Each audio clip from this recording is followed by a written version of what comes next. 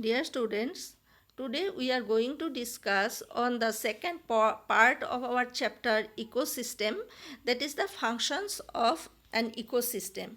So learning outcome of our today's class is the functional aspects of an ecosystem, and under this we discuss on two aspects, the productivity and the decomposition. আমি আজি পৰিস্থিতি তন্ত্ৰৰ কাৰ্যৰ বিষয়ে আমি আজি জানিম আৰু প্ৰথম আমি প্ৰডাক্টিভিটি বা উৎপাদকতা আৰু বিয়োজনৰ বিষয়ে আমি আলোচনা কৰিম। তো প্ৰথম আমি যাওঁ যে প্ৰডাক্টিভিটি বা উৎপাদকতা কি। So, productivity is the amount of energy containing organic matter fixed by an ecosystem or its components per unit time per unit area. It is measured in terms of dry weight formed or energy captured per unit area per unit time, and it is expressed as grams per meter square per year or kilocalorie per meter square per year. অৰ্থাৎ উৎপাদকতা বুলিলে আমি কি বুজিম যে আমি জানো যে উদ্ভিদে সেউজীয়া উদ্ভিদে সালোক সংশ্লেষণৰ জৰিয়তে খাদ্যবস্তু প্ৰস্তুত কৰে, অৰ্থাৎ সৌৰশক্তিক ৰাসায়নিক শক্তিলৈ ৰূপান্তৰিত কৰে আৰু এই সৌৰশক্তিক ৰাসায়নিক শক্তিলৈ ৰূপান্তৰণ কৰোঁতে কিছু পৰিমাণে এনাৰ্জি ই নিজৰ কাৰণে তাৰ শ্বসনৰ কাৰণে খৰচ কৰে। তো যিমানখিনি সৌৰশক্তি ৰাসায়নিক শক্তিলৈ পৰিৱৰ্তিত কৰে সেই পৰিৱৰ্তনক কি বুলি কোৱা হয়, উৎপাদকতা বুলি কোৱা হয়। আৰু এই উৎপাদকতা আমি কেনেকৈ মেজাৰ বা আমি জুখিব পাৰোঁ, সেইটো গ্ৰাম প্ৰতি বৰ্গমিটাৰ ঠাইত এক বছৰত কিমান গ্ৰাম শক্তি উৎপাদন হৈছে সেই হিচাপে আমি জুখিব পাৰোঁ, অথবা আমি শক্তিৰ পৰিমাণতো আমি জুখিব পাৰোঁ যে কিমান কিলো কেলৰি শক্তি এক বৰ্গমিটাৰ ক্ষেত্ৰফলৰ ঠাইত এক বছৰত উৎপন্ন হৈছে, সেই হিচাপে আমি জুখিব পাৰোঁ। There are two types of productivity. One is the primary productivity and the secondary productivity. দুই ধৰণৰ উৎপাদকতা আছে। প্ৰথম হ'ল প্ৰাথমিক উৎপাদকতা আৰু দ্বিতীয়তে হ'ল গৌণ উৎপাদকতা। তো let us first discuss about the primary productivity. প্ৰাথমিক উৎপাদকতা কি প্ৰথমতে এইটো জানি লওঁ। It is the rate of energy entrapped or biomass produced by producer per unit time per unit area through the process of photosynthesis. Primary productivity has two aspects. One is the gross primary productivity and the other is the net primary productivity. অৰ্থাৎ primary productivity বা প্ৰাথমিক উৎপাদকতা বুলিলে আমি কি বুজিম যে it is the rate of energy entrapped or biomass produced by producer, যে গ্ৰীণ প্লেণ্ট বা সেউজীয়া উৎপাদকবোৰে যিমানখিনি শক্তি বা যিমানখিনি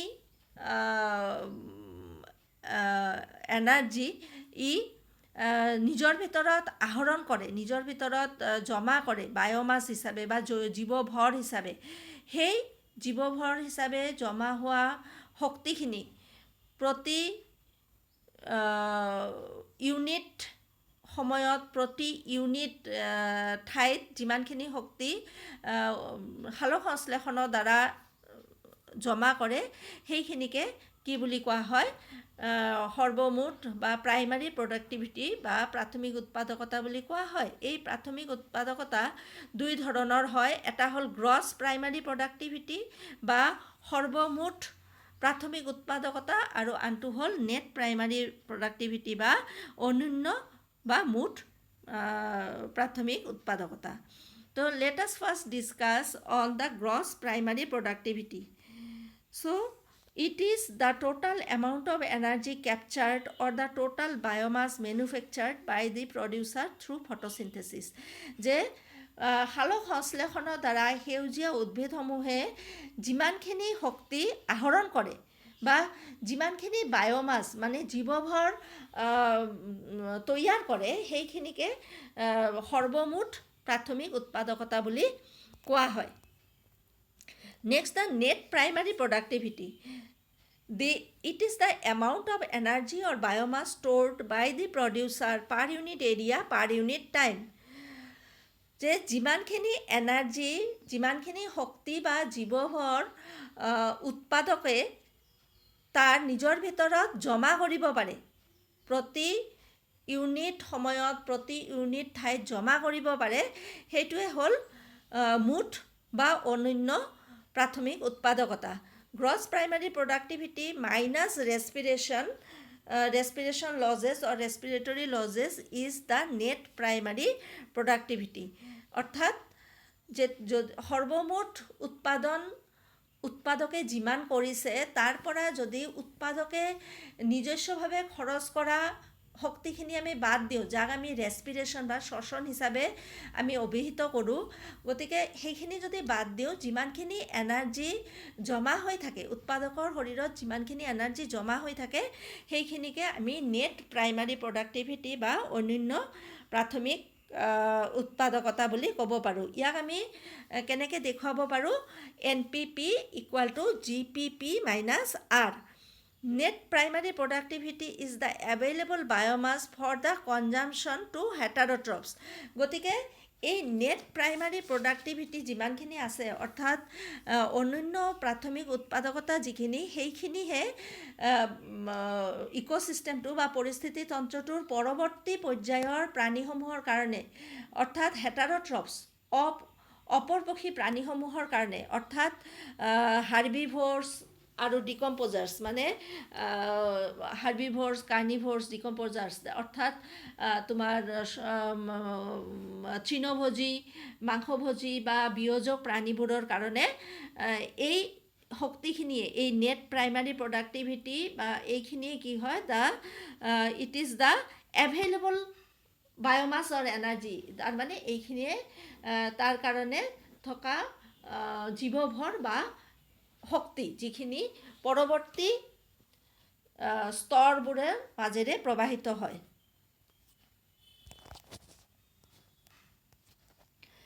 So primary productivity depends upon the plant species inhabiting in a particular area. অৰ্থাৎ প্ৰাথমিক উৎপাদকতা সেই ঠাইখনত থকা সেউজীয়া উদ্ভিদবোৰৰ ওপৰত বা উৎপাদকৰ ওপৰত নিৰ্ভৰ কৰে। It is also depend on a variety of environmental factors, availability of nutrients and photosynthetic capacity of plants, etc. Therefore, it varies in different types of ecosystem. অৰ্থাৎ কি হয় যে প্ৰাথমিক উৎপাদকতা বিভিন্ন ধৰণৰ পৰিৱেশীয় কাৰক, খনিজ পদাৰ্থবোৰ, নিউট্ৰিয়েণ্টছ বা পোষক পদাৰ্থবোৰৰ উপস্থিতি, আৰু তাৰ লগতে সেই অঞ্চলত, সেই ঠাইত থকা উদ্ভিদবোৰৰ সালোকসংশ্লেষণৰ ক্ষমতা, এই সকলোবোৰৰ ওপৰত নিৰ্ভৰ কৰে। গতিকে বিভিন্ন ধৰণৰ ইক'ছিষ্টেম বা বিভিন্ন ধৰণৰ পৰিৱেশ তন্ত্ৰৰ ক্ষেত্ৰত তোমাৰ উৎপাদকতাৰ পৰিমাণ ভিন্ন হয়। The amount of net primary productivity of the whole biosphere is approximately 170 billion tons of organic matter. এটা পৰিসংখ্যা দিয়া হৈছে, ষ্টেটিষ্টিক্স দিয়া হৈছে। ইয়াত কোৱা হৈছে যে আমি যদি সম্পূৰ্ণ বায়'স্ফিয়াৰ বা জীৱমণ্ডলৰ কথা চিন্তা কৰোঁ, তেনেহ'লে ইয়াৰ উৎপাদনৰ পৰিমাণ 170 বিলিয়ন টনছ, 170 বিলিয়ন টন জৈৱ পদাৰ্থ উৎপাদন হয়। মানে প্ৰাথমিক উৎপাদকতা 170 বিলিয়ন টনছ অৰ্গেনিক মেটাৰ। আৰু তাৰে ভিতৰত of this terrestrial ecosystem accounts for 150 billion tons. Terrestrial ecosystem যিটো আছে, মানে স্থল পৰিৱেশ তন্ত্ৰ, যেনে তোমাৰ ঘাঁহনি, অৰণ্য ইত্যাদি যিবোৰ আছে, আৰু সেইবোৰে কি কৰে, 115 বিলিয়ন টনছ উৎপাদন কৰে। গতিকে বাকী যিখিনি আছে, 55 billion tons of organic matter produced by the ocean, which occupy about 70% of the Earth's surface area.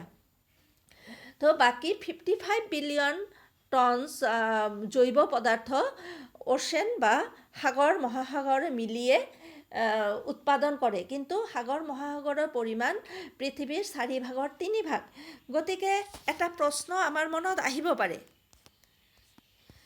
যে what is the main reason for the low' productivity of ocean, যে এই অ'চেন বা সাগৰৰ কম পৰিমাণে প্ৰাথমিক উৎপাদকতাৰ কাৰণ কি? তো ইয়াৰ উত্তৰ আমি এনেকৈ দিব পাৰোঁ যে in ocean or aquatic ecosystem, primary productivity is limited by light, which decreases with the depth of ocean. In deep sea, both light and nutrients become limiting. The most limiting nutrient in marine ecosystem is the nitrogen.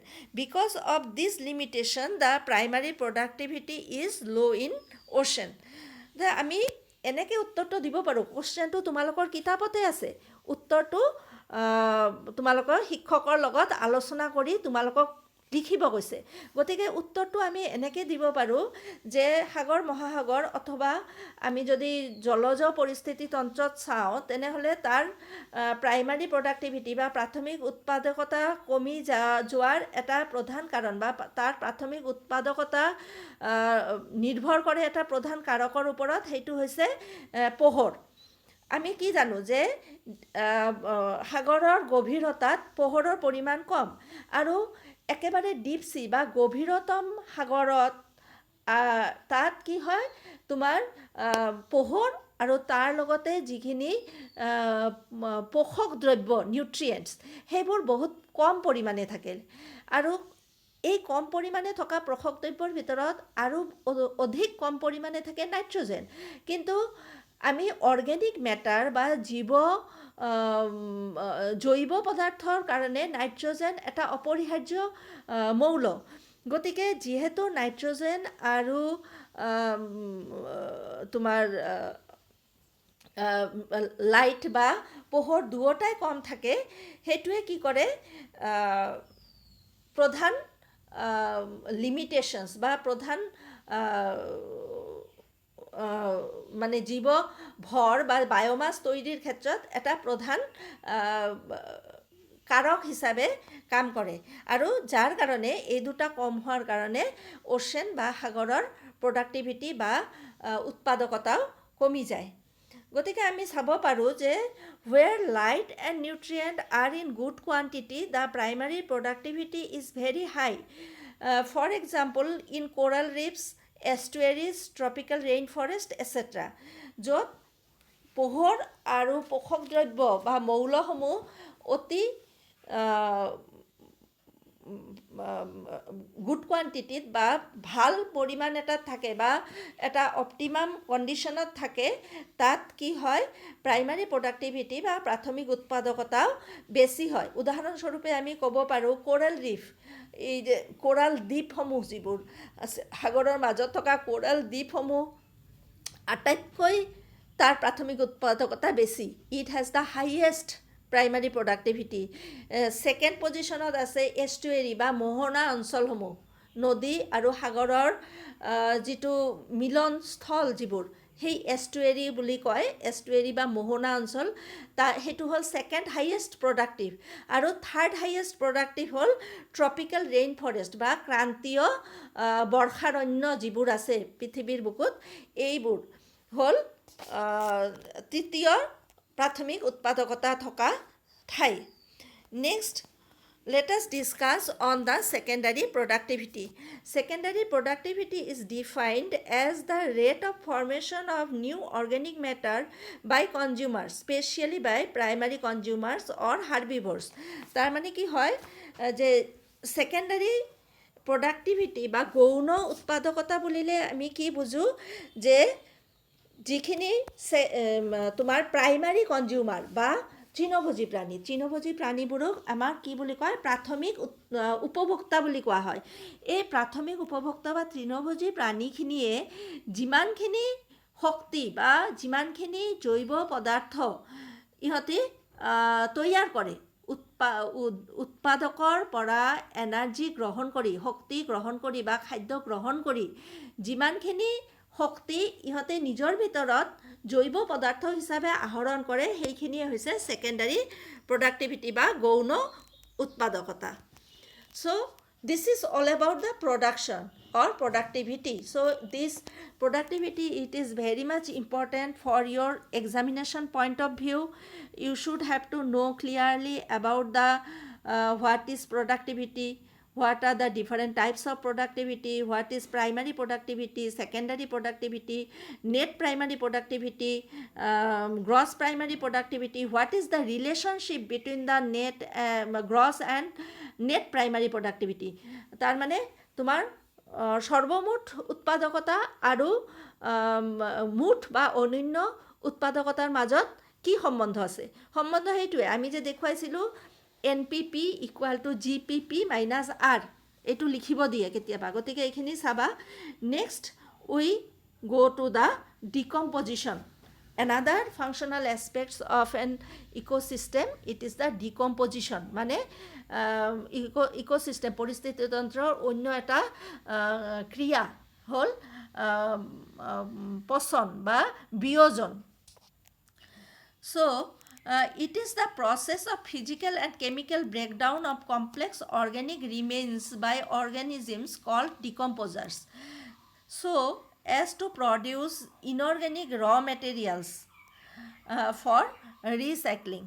গতিকে গৌণ আমি বিয়োজন বা পচন বুলিলে আমি কি বুজো যে এইটো এটা প্ৰচেছ. এই প্ৰচেছত কি হয়, ভৌত আৰু ৰাসায়নিক, ভৌতিক আৰু ৰাসায়নিক দুই ধৰণেই জৈৱ পদাৰ্থবোৰৰ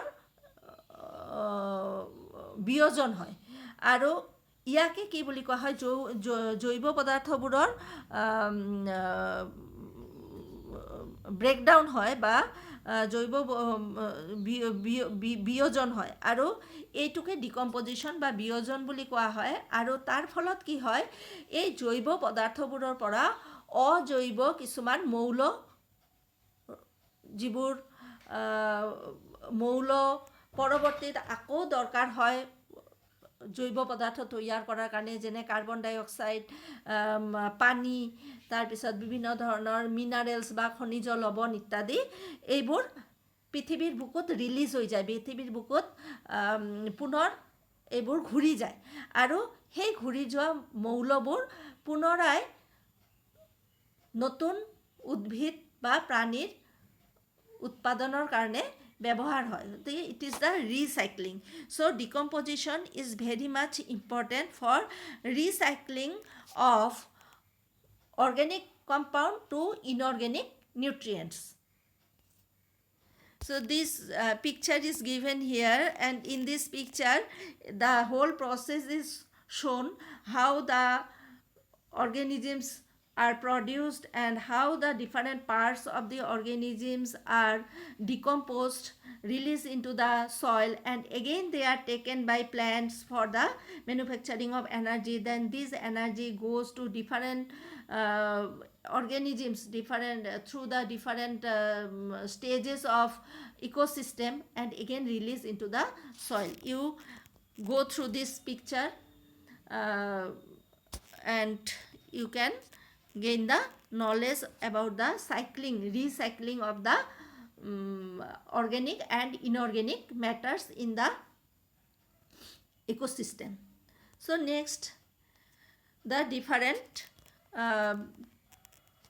stages of decomposition. আমি বিয়োজনত কি কি বিভিন্ন ধৰণৰ ষ্টেজ, বিভিন্ন ধৰণৰ স্তৰৰ মাজেদি বিয়োজন হয়, এইটো আমি জানিম. Dead plant remains such as leaves, barks, flowers, and dead animals or dead remains of animals, including fecal matters, constitute detritus, which is the raw material for decomposition. The important steps in the process of decomposition are fragmentation, leaching, catabolism, humidification, and mineralization. তো বিভিন্ন প্ৰাণী আৰু উদ্ভিদৰ যিবোৰ গেলা পচা অংশসমূহ, প্ৰাণী আৰু উদ্ভিদৰ মৃত অংশসমূহ, আৰু তাৰ লগতে জীৱ জন্তুৰ যি মলমূত্ৰ, এই সকলোবোৰক একেলগে কি বুলি কোৱা হয় ডেট্ৰিটাছ বুলি কোৱা হয় আৰু এই ডেট্ৰিটাছে হৈছে ডিকম্পজিশ্যনৰ বা পচনৰ বা বিয়োজনৰ এটা প্ৰধান অংশ বা এইটোৱে বিয়োজনৰ কেঁচা মাল বুলি আমি ক'ব পাৰোঁ আৰু বিয়োজনৰ বিভিন্ন স্তৰ কেইটা হ'ল প্ৰথম হ'ল ফ্ৰেগমেণ্টেশ্যন বা খণ্ডীকৰণ লিচিং দেন অপচিটি বা কেটাবলিজিম তাৰপিছত হিউমিফিকেশ্যন বা হিউমাছলৈ ৰূপান্তৰ হোৱা আৰু মিনাৰেলাইজেশ্যন বা খনিজ লৱণলৈ ৰূপান্তৰিত হোৱা and then we go' step by step So first, what is fragmentation? Small invertebrates known as detritivores. For example, earthworms, termites, ants, millipedes, snails, etc. break down detritus into small particles. This process is called fragmentation. খণ্ডীভৱন কি যে বিভিন্ন কিছুমান প্ৰাণী কিছুমান সৰু সৰু অমেৰুদণ্ডী প্ৰাণী উদাহৰণস্বৰূপে তোমাক কৈছে কেঁচু তাৰপিছত উই পৰুৱা বিভিন্ন মেলিপিড আৰু শামুকজাতীয় যিবোৰ প্ৰাণী আছে ইহঁতি কি কৰে যিবোৰ পচা পাত বা অন্য জীৱ জন্তুৰ হেৰিবোৰ এইবোৰ কি কৰে যেতিয়া খাওঁতে কি কৰে সৰু টুকুৰালৈ ৰূপান্তৰিত কৰে এই সৰু টুকুৰাবোৰক এই যে ডাঙৰ বস্তু এটা সৰু অংশলৈ ৰূপান্তৰিত হ'ল এইটোকে ফ্ৰেগমেণ্টেশ্যন বা খণ্ডীভৱন বুলি কোৱা হয় Due to fragmentation during eating and pulverization in digestive tract of detritivores, detritus is changed into fine particles which have a large surface area. যেতিয়া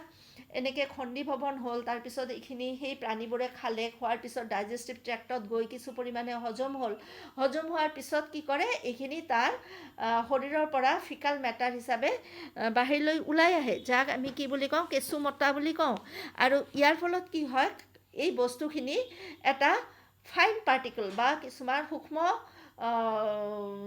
অণুলৈ ৰূপান্তৰিত হয় আৰু এটা বৃহৎ ঠাই আগুৰা কিছুমান সৰু সৰু পাৰ্টিকললৈ ৰূপান্তৰিত হয় এইখিনি হ'ল fragmentation then the leaching By the process of leaching, water-soluble inorganic nutrients go down into the soil horizon and get participated as unavailable salts. So leaching হয় কি যে যেতিয়া এই বস্তুখিনি এনেকুৱা সৰু দানালৈ ৰূপান্তৰিত হয় তেতিয়া পানীৰ লগত বৰষুণৰ পানীৰ লগত যিখিনি তাৰে পানীত দ্ৰৱীভূত হোৱা পদাৰ্থবোৰ এইবোৰ কি হয় পানীৰ লগত মাটিৰ তললৈ সোমাই যায় আৰু এই মাটিৰ তললৈ সোমাই যায় এইখিনি কি বুলি কয় কিছুমান আনএভেইলেবল সল্ট বা লৱণ হিচাপে থাকি যায় তাৰপিছত আহিল catabolism. Next is the catabolism. Bacteria and fungal enzymes degrade detritus into simpler inorganic substances. The process is called as catabolism. অপচতি বুলিলে কি বুজো যে বেক্টেৰিয়া আৰু ফাংগাছ বা বেক্টেৰিয়া আৰু ভেঁকুৰসমূহ ইহঁতৰ এনজাইমৰ দ্বাৰা ইহঁতে কি কৰে এই যে ডেট্ৰিটাছবোৰ আছে মানে যিখিনি গেলা পচা অংশ ডেট্ৰিটাছ বুলিয়ে কয় সেই ডেট্ৰিটাছবোৰৰ ওপৰত ক্ৰিয়া কৰে কৰি পেলাই এইবোৰক কি কৰে কিছুমান সৰল অজৈব পদাৰ্থলৈ ৰূপান্তৰিত কৰে আৰু এই গোটেই প্ৰক্ৰিয়াটোক কি বুলি কোৱা হয় কেটাবলিজিম বা অপচিটি বুলি কোৱা হয় All the above steps in decomposition operate simultaneously in the detritus.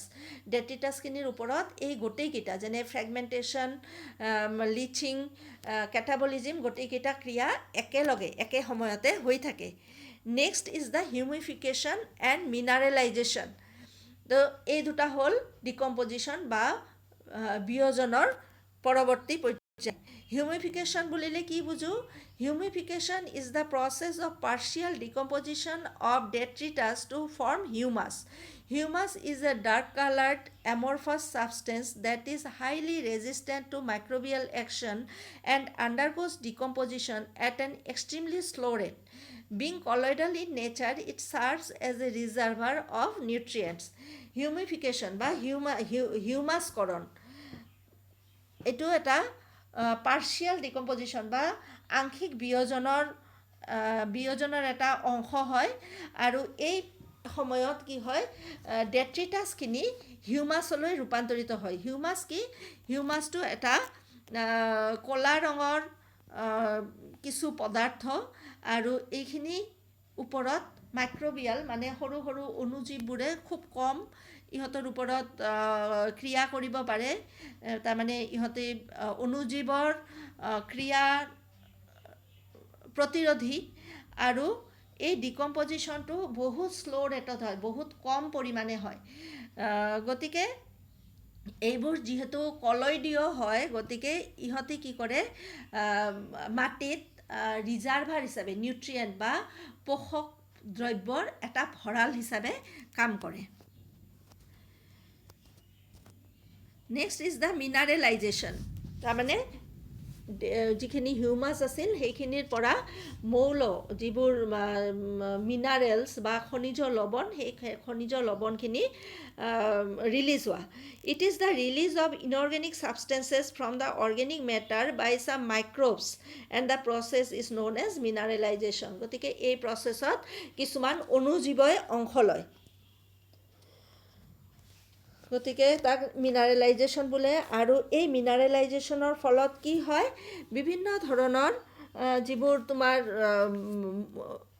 মৌলসমূহ যেনে ছালফাৰ, নাইট্ৰজেন, কাৰ্বন ডাই অক্সাইড ইত্যাদি ইত্যাদি যিমান হেৰিবোৰ আছে, এই সকলোবোৰ বস্তু সকলোবোৰ যিবোৰ মাটিত ছালফাৰ, জিংক, নাইট্ৰজেনৰ পৰা আৰম্ভ কৰি কাৰ্বন ডাই অক্সাইড নহয়, এই গোটেইখিনি কি হয় মাটিৰ লগত মিহলি হৈ যায়। গতিকে অৰ্গেনিক মেটাৰ গঠন কৰোঁতে যিমানবোৰ মৌল বা যিমানবোৰ খনিজ পদাৰ্থ যুক্ত হৈ অৰ্গেনিক মেটাৰ তৈৰি হৈছিল বা জৈৱ পদাৰ্থ তৈৰি হৈছিল, সেই সকলোবোৰ মৌল বৰ্তমান আকৌ কি হয় মৌল হিচাপে বা মিনাৰেলছ হিচাপে, খনিজ লৱণ হিচাপে মাটিৰ লগত মিহলি হৈ যায়। So what are the factors affecting decomposition? Decomposition is largely an oxygen requiring process. The rate of decomposition is controlled by chemical composition of detritus and chemical factors. And these chemical factors in a particular climatic condition, decomposition rate is slower. If detritus is rich in lignin and chitin, and it is the rate is slower, and if the detritus is rich in nitrogen and water soluble substances like sugar, then the rate is quicker.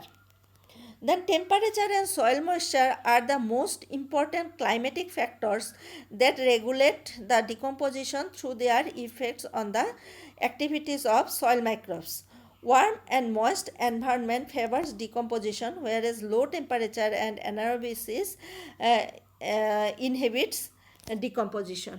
গতিকে কি হয় কি ফেক্টৰে ডিকম্পজিশ্যন বা বিয়োজনত অংশ লয়, সেইকেইটা হ'ল যে বিয়োজনৰ ক্ষেত্ৰত অক্সিজেনটো বহুত প্ৰয়োজনীয় হয় আৰু অক্সিজেনৰ প্ৰেজেঞ্চত কি হয় এই কেটাবলিজিম বা অন্যান্য যিবোৰ কেমিকেল ৰিয়েকশ্যন বা ৰাসায়নিক যিবোৰ বিক্ৰিয়া সেইবোৰ